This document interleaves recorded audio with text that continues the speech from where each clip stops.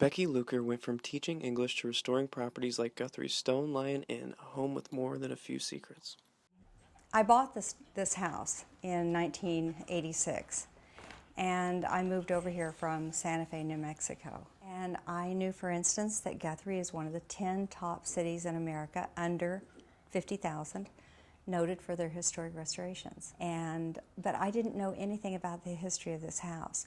No one said anything about this house. They did not tell me that for a long time people have thought this house was haunted. This is the embalming table. This was the embalming table from Smith's Funeral Home, and they were here for about 8 years in the 1930s, 20s and 30s. And I didn't know it was an embalming table for 3 months after I moved in. I was using it as a baker's table. I tried to put it up on the market. I was going to sell it. Things would wake up my children during the night.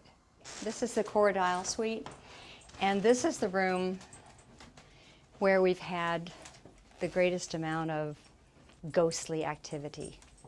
People who've slept in that room think that they've been awakened in the middle of the night when a small girl comes into the room and pats them on the cheek to get them to come awake. But when they come awake, there's no one there. But it's an impression that they're being awakened by a small child. And in this room, this is the bordello. And this room frequently has, guests will tell us that that door opens and closes. If they're in here asleep and they'll hear that door open, and they'll hear a few footsteps, and then the door will close again. I am a skeptic.